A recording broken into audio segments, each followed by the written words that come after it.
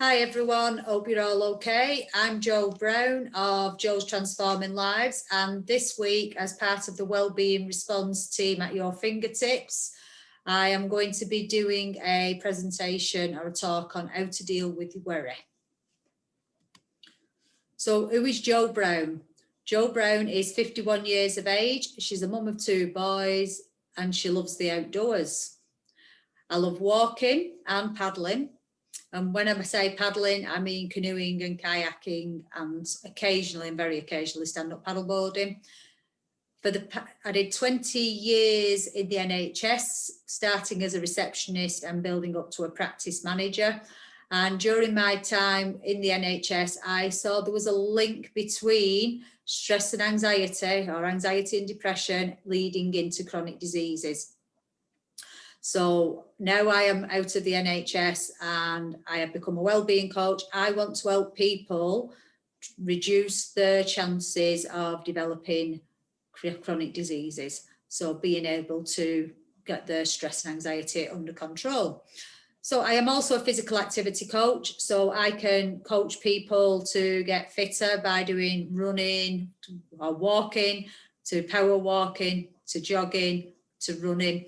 And I can also do wellbeing. I can also coach children in physical activity, and I'm a wellbeing coach as well. So I can help people get healthier, get fitter, and reduce the stress and find their true self so that they can actually love themselves as well. So that's Jo Brown. So what we're going to be talking about is how we get our worry under control. So first of all, we need to check in with what we are feeling. So whereabouts on the emotional scale are you? The emotional scale will be in the box at the bottom of YouTube for you to have a look at it. And it is 1 to 22, number 1 being joy, appreciation, freedom and love. And number 22 goes up to fear, grief, depression, despair and powerlessness. So what you do is you look at the emotional guidance list and then you will work out where you are and aim to get lower down the scale. So we want to be between 1 and 7. If we are at 22, we won't be able to get from 22 straight down to the 1 to 7. It'll be a gradual thing because we will have to work through different things to find out what the reasons are. But there are things we can do to actually help us get out of it. But usually when we've got fear, grief, depression, despair and powerlessness, there is usually an issue with who we really are and what your beliefs are about yourself and things like that, which probably need a little bit of work. So getting back to this, so we're going to be working on looking at reducing down into the 1 to 7. So 1 to 7 is joy, appreciation, freedom and love. Number 2 is passion. 3 is enthusiasm, eagerness and happiness. 4 is positive, expectation and belief. Number 5 is optimism. Number 6 is hopefulness. And number 7 is contentment. So if we get into that area, our life will feel a little bit more settled. So remember, we can only control how we react to situations and we can't control the situation. So this is quite an hard one to actually learn to adapt to. Sometimes we can all really react. It's how quick we realise and how quick we can get back to the normal pattern and the normal feelings.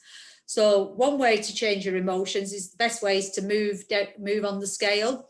So that way choose the best feeling thought that you can think of from where you are. So if you are feeling insecurity, guilt and unworthiness, then we need to get further down. That's number 21. So we would try to get down to discouragement or into the other ones which are underneath them.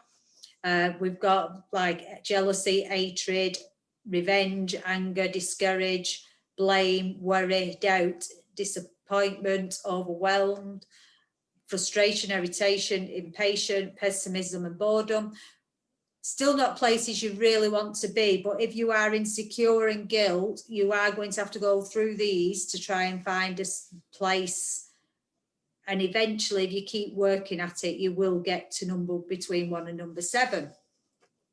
So be aware of the voice that comes when you are working through them to say that, yeah, right, you're not really that. So if you're trying to become happy or passionate about something, and then you've got this voice in the back of your head saying, oh yeah, you're not really that, it will be your chimp part of your brain, and you've just got to sort of ignore it and say, I am going to have a lot of passion today in what I do, and aim to get the more positive coming through, if that makes sense.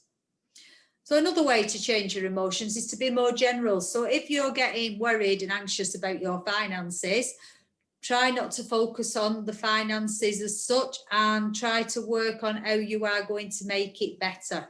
So are there things you can do to actually get yourself out of that situation? Could you go and find some work, what you can do from home? There's plenty of opportunities out there, so it's just about having a look around and seeing what other things you can do to try to build your income. And remember, we cannot control what happens, but we can control what we do and how we feel about things. So that is what we are trying to do. With a little bit of practice, we're trying to learn to control the way we feel about things. So what can you control? One of the most important things is to focus on the things that we can control. Too often we waste our time, and I see this all the time on Facebook when people are putting comments on about things what are happening in the news, and everybody starts responding to it. We cannot control what goes on in the news. We cannot control how other people are doing things. Even if we don't agree with it, we have to just accept it.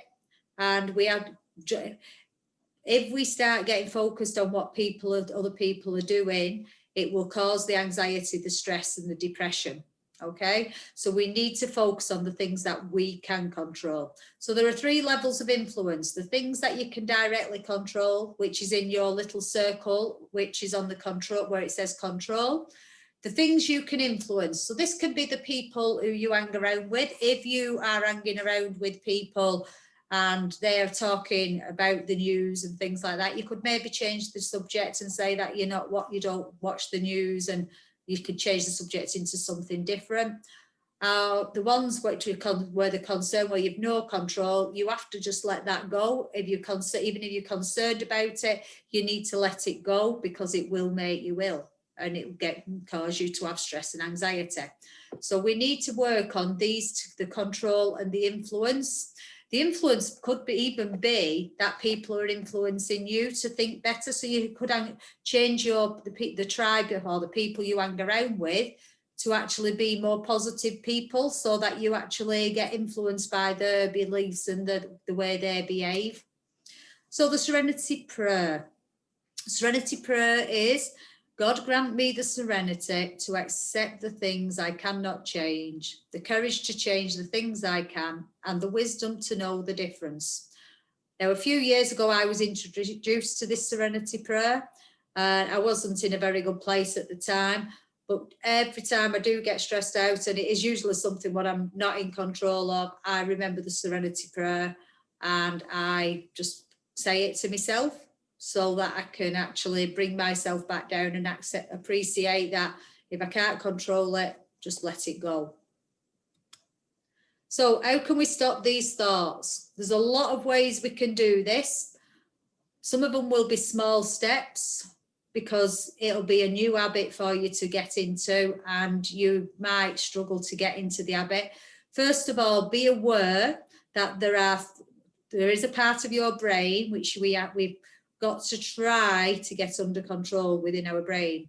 And I would recommend that you read the book, The Chimp Paradox. There is a version for children called The Hidden Chimp, and it will explain the 3 parts of the brain, which are 3 parts of the brain which we work with our thoughts, and it's the chimp, the human, and a computer.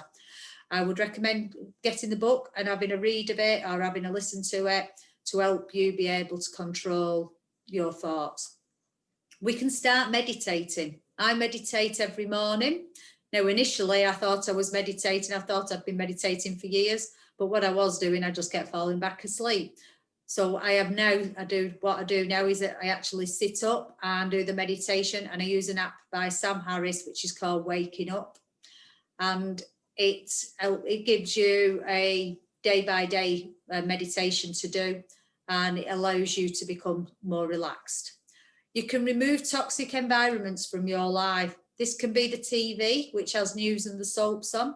It can also be people. Okay, so we can remove people from our lives, or it could be that we have to limit people in our lives. If they provide us with a toxic environment, we have to reduce the time we spend with them to make sure that we can keep our thoughts positive and more able to control what's going on in our life. We can get outdoors and we can go for a walk. I go for a walk every morning with the dog, and I have my windows open at home, watch the sunrises and the sunsets, and listen and watch the wildlife. Last week, I went on a bushcraft day, and I was introduced to a Japanese philosophy called Shinrin-yoku, which is forest bathing. And what it is about spending time out in trees and in nature. And what happens is it helps you reduce your blood pressure. It can improve your mood, and it can do a lot more. How does it do this? It does this because as we breathe in the air, we take out the oxygen, and then we breathe out carbon dioxide. The tree breathes in the air, and they will use the carbon dioxide and then breathe out the oxygen. This eventually levels our bloods out, or makes our bloods have more oxygen in, because the trees are giving us the oxygen. So I would recommend getting out as much as you can, or at least having if you can't, unable to get out, have your windows open to let some fresh air in, so that you're getting the oxygen from the trees. So when you're outdoors, take some photographs. Show people that you're getting out and about. Claire did a great talk, I think, was it Wednesday? And talking about you're just using your mobile phone, and about tools what are on your mobile phone. If you've not watched it, please do, because there was a lot of really interesting tips on there. Or we can have alternative treatments, which again, Emma and Nicola and Sarah have actually talked about, which have been some great tips this week. So I would really recommend looking at the wellbeing response team at your fingertips. Have a look at the page and watch the videos and see what's going on and what's being mentioned. And I'm going to have a little bit of fun now with you guys, and I'm going to have to stand up for this one. And this is called a tap around the clock, okay? So we're going to go with every little cell in my body's happy, every little cell is healthy and well. Every little cell in my body is happy, every little cell is healthy and well. Every little cell in my body is happy, every little cell is healthy and well. Every little cell in my body is happy, every little cell is healthy and well. Every little cell in my body is happy, every little cell is healthy and well. Every little cell in my body is happy, every little cell is healthy and well. Every little cell in my body is happy, every little cell is healthy and well. Every little cell in my body is happy, every little cell is healthy and well. And we're going to finish off with a hug. So we're going to be tapping where our bra strap or where the bra strap goes. Every little cell in my body is happy, every little cell is healthy and well. And how that works, it actually removes blockages in your body and your meridians, so that it can get the energies flowing through your body. So a little bit of fun. I hope you like the song. If you want more information about that, please check out Energy for You. I think it's called Rachel Hearing. If you look up Rachel Hearing, you'll be able to find a little bit more information out about that. So where can you find more information about me? Jo's Transforming Lives. on Facebook, or there's a group called Transforming Your Life, which I will be doing some lives in the new year. So check that group out.